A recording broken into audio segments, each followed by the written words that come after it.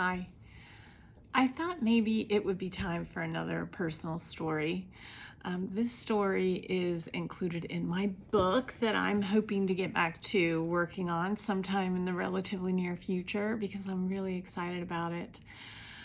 This experience, oh gosh, it happened, I don't know, in 2001, maybe 2002. And it was just so powerful and undeniable. Definitely a sign from my dad on the other side. And, really just a beautiful example of the synchronicity at play in this gift that he gave to me. So you ready for some story time?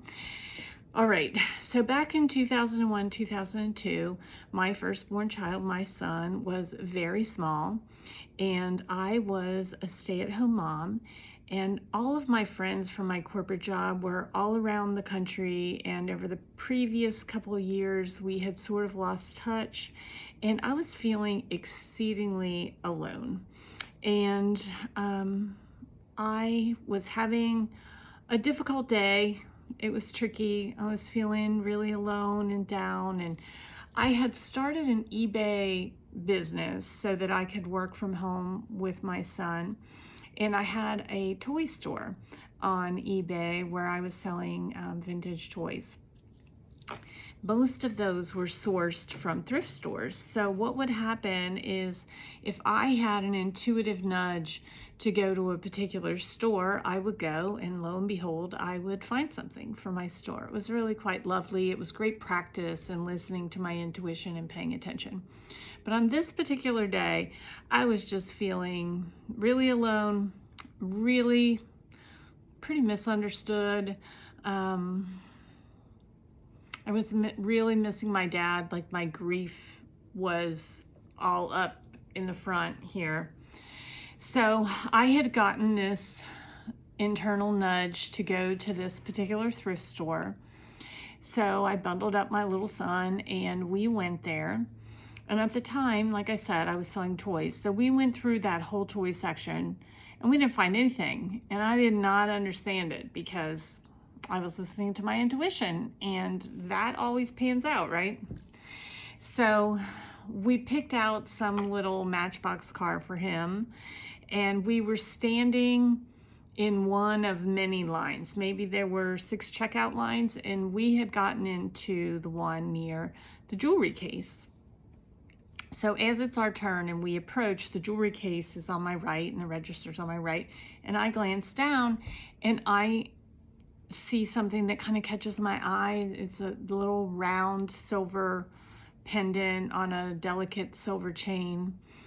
And like, wait a minute, what? And I looked again, and the necklace had my monogram on it from my birth name, MKE, with a K in the middle, larger than the M and the E. And I was like, that's really weird. Those are my initials. And I started feeling my dad, right? I'm just starting to get all excited inside. And so I asked to see this necklace. Also interesting to note that I haven't been one to wear gold jewelry since maybe the early 90s, definitely the 80s.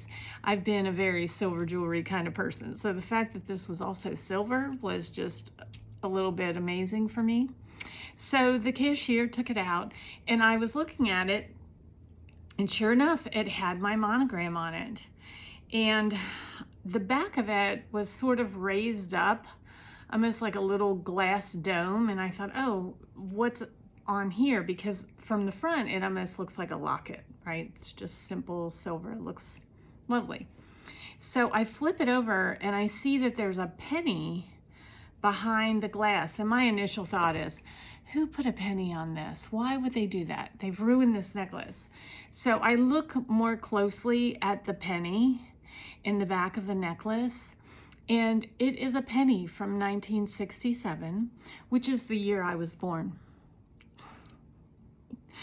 What are the odds? Thank you, Dad. My dad is the king of beautiful synchronicities and amazing gifts. So that story I call the necklace.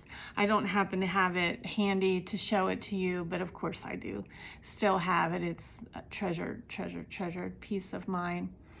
So when you're feeling down, it's not like I had reached out to him, but I was definitely consciously acknowledging that I was missing my dad. Don't hesitate to ask your loved ones for signs, because you might just be beautifully surprised at what they come up with. And in a lot of instances, they do things you could never even, what are the odds of that? What are the odds? So I thought you might just enjoy this beautiful little story. I hope it helps you feel just a little bit closer to your loved ones on the other side, and knowing just what's possible, because you know what? There really is no separation. They're not here in a physical body. We can't hug them, and that, blows. But they are all around us all the time. In fact, one of my guides corrected me. I was, giving a gallery reading or teaching a class, or I was doing something. Maybe I was in a reading.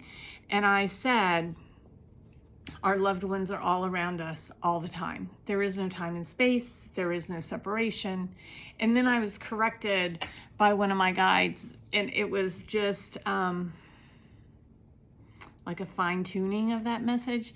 And it's not only that our loved ones are around us at all times, they're actually within us, because there is no separation. So, yeah. Thank you, Dad. And until next time, mwah, peace.